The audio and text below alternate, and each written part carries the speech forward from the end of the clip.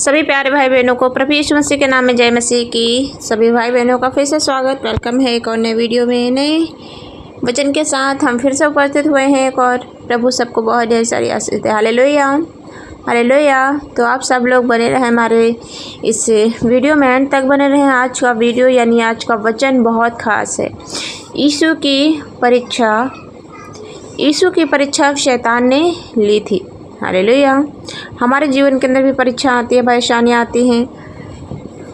इसी तरह से यीशु के जीवन में शैतान ने परीक्षा ली थी, और उस वक्त यीशु तो डगमगाए नहीं थे, लेकिन जो सांसारिक लोग होते हैं, मसीह के लोग भी ऐसे होते हैं जो डगमगा जाते हैं, क्योंकि वो दिखावे के लिए कहते हैं कि हम मसीह में हैं, प्रभु में हैं, मैं वचन पे चलती हूँ और मैं उसकी आज्ञा पर चलूँगा। ये सब वो क्या करते हैं, अपने स्वार्थ के लिए प्रभु में आ जाते हैं। फिर जब उनके अंदर थोड़ी तकलीफ़ें आती हैं तो फिर से डगमगा जाते हैं और अपनी परेशानियों में उलझ जाते हैं और प्रभु से दूर होने लगते हैं। तो मेरे प्यारे भाई बहनों, आइए आज का कुछ वचन ऐसा ही है, बहुत खास वचन है। आप सब लोग बने रहें। वीडियो को पूरा नहीं देखते हैं, कटपट कर देते हैं, फिर बाद में कहते हैं ये कुछ नहीं, वो समझ में नहीं आई, ये नहीं समझ। कमेंट ज़रूर करें, जो कुछ समझ में नहीं आया है तो कमेंट में ज़रूर करिएगा हमें। और चलिए शुरू करते हैं वचन को।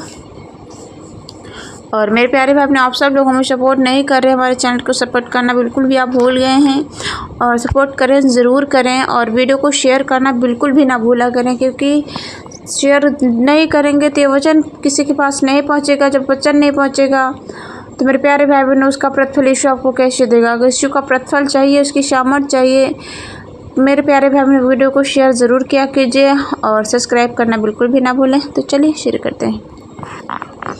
मत्ती 4 अध्याय के 2 आयत से, नहीं 4 आयत से ही पढ़ते हैं शुरू से। तब आत्मा यीशु को जंगल में ले गया ताकि इब्लीस से उसकी परीक्षा हो। हालेलुया।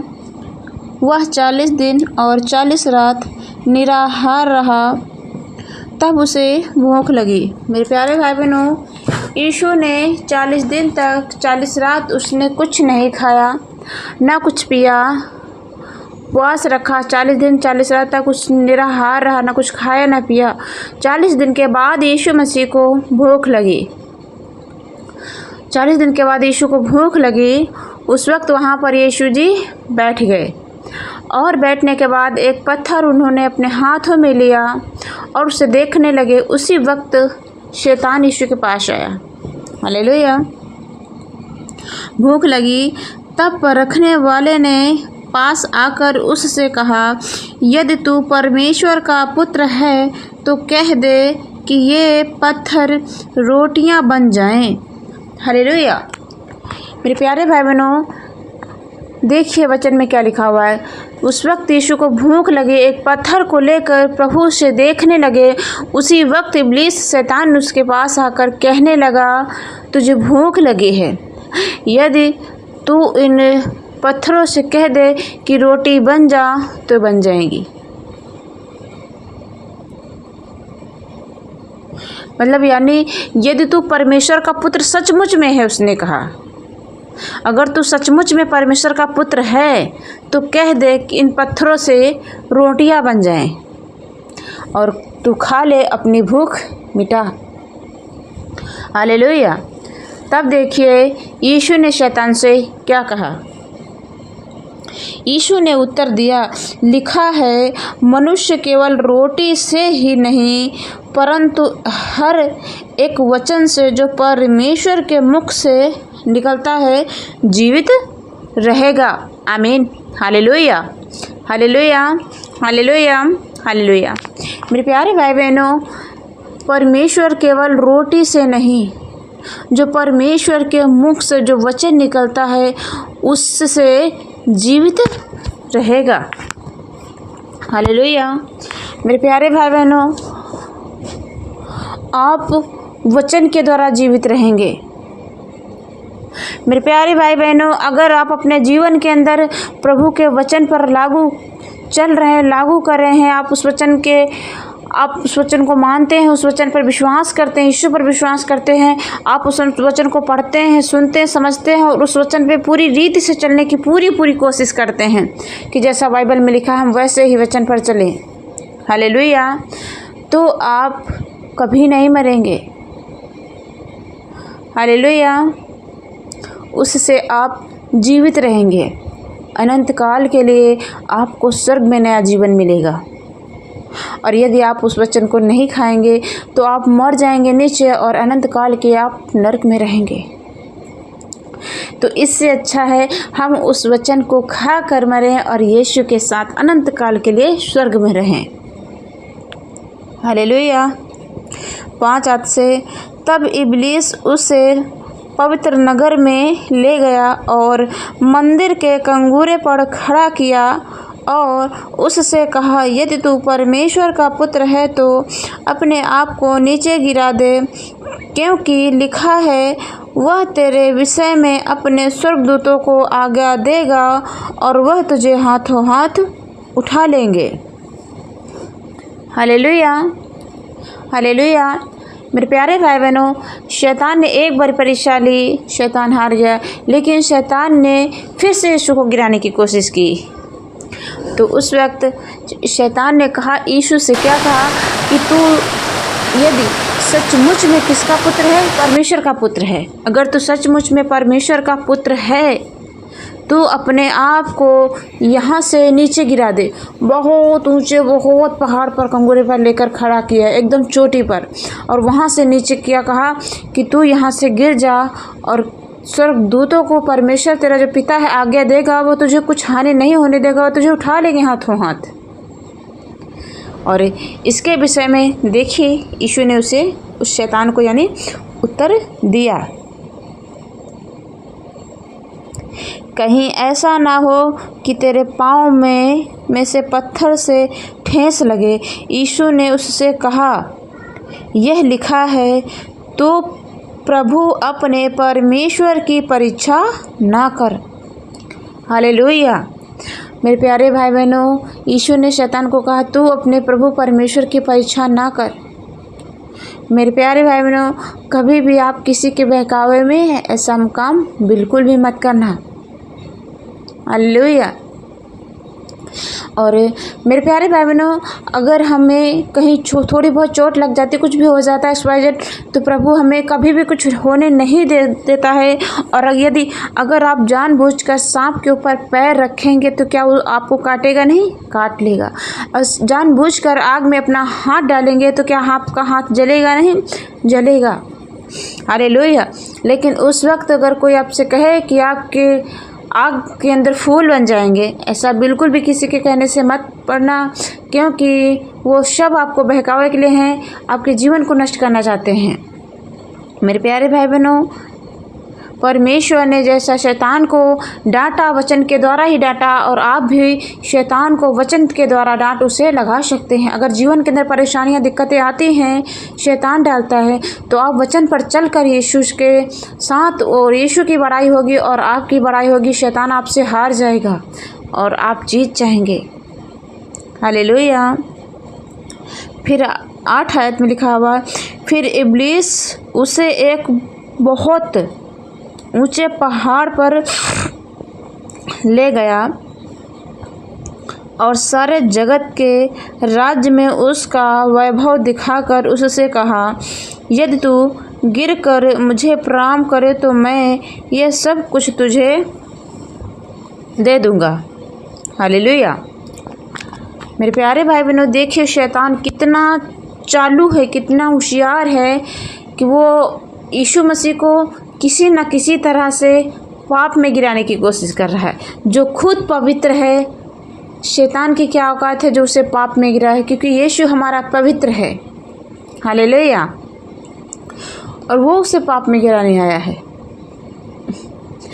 उस वक्त शैतान ने यीशु को क्या कहा?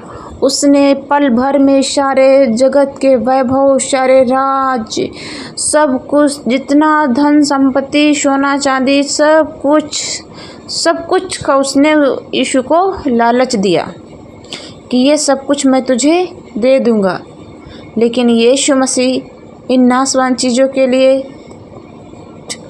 अपने पिता की आज्ञा क्या छोड़ देगा? नहीं मेरे प्यारे भाई बहनों, इसी तरह से हमारे जीवन के अंदर कितनी भी समस्याएं आए, कितना ही धन दौलत सोना चांदी कुछ भी मिले, लेकिन हमें सब कुछ त्याग देना है। किसके लिए? यीशु के लिए।